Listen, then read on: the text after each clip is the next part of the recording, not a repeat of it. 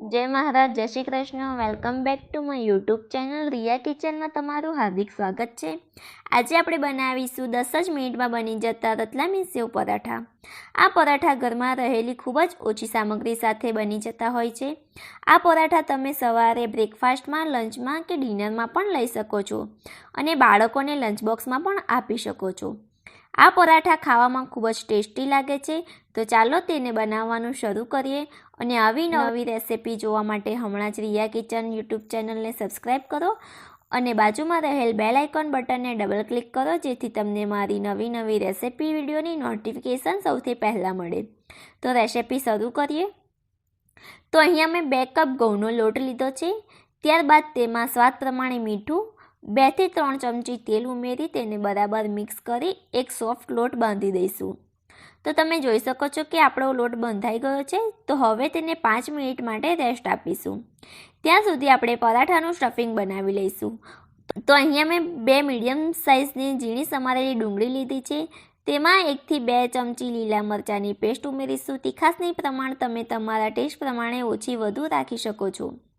ત્યારબાદ લીલું લસણ અને લીલા ધાણા, 1 પેકેટ રતલામી સેવ લઈશું, હાફ ટેબલ સ્પૂન લસણની ચટણી, 1 ચમચી લાલ મરચું પાવડર, 1 ચમચી ધાણા જીરું પાવડર, 1 ચમચી ગરમ મસાલો, 1 ચમચી આમચૂર પાવડર, 1 ચમચી ચાટ મસાલો પાવડર, પ્રમાણે મીઠું, હાફ મરી પાવડર ઉમેરી તેને બરાબર મિક્સ કરી લઈશું, જેથી તેનું સ્ટફિંગ આસાનીથી આ રીતે એકબીજા સાથે સરસ મિક્સ થઈ જાય.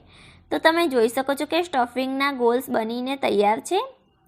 આ રીતે બધા સ્ટફિંગના ગોલ્સ બનાવી લઈશું અને આ પરાઠા 2 થી 3 વ્યક્તિને તમે આરામથી સર્વ કરી શકશો. તો હવે આપણે એક રોટીનો લુઓ લઈ તેને મીડિયમ સાઇઝની ગોળ રોટી બનાવી લઈશું. આ રીતે સ્ટફિંગને મૂકી તેને બધી સાઈડથી પેક કરતા જઈશું અને જે વધારાના ભાગનો લોટ છે તેને આપણે કાઢી લઈશું અને આ રીતે હાથથી થોડો પ્રેસ કરતા જઈશું, જેથી સ્ટફિંગ સારી રીતે ફેલાઈ જાય અને વેલણની મદદથી તેને હળવા હાથે વણી લઈશું.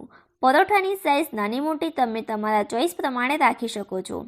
હવે અહીંયા એક નોનસ્ટિક તવીને ગરમ કરવા મૂકીને રાખી છે. તેમાં આપણે પરાઠાને શેકી લઈશું. પરાઠાની એક સાઈડ બરાબર શેકાઈ જાય એટલે તેની બીજી સાઈડ ટર્ન કરી લઈશું.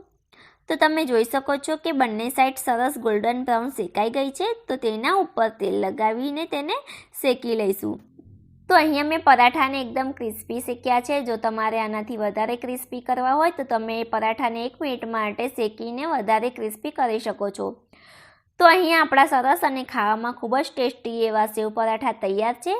તો આપણે તેને સર્વિંગ પ્લેટમાં સર્વ કરીશું અને તેની સાથે દહીં અને ટમેટો કેચઅપ પણ સર્વ કરી શકો છો.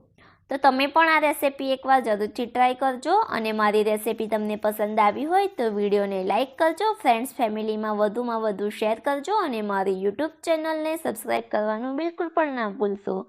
Thanks for watching my video.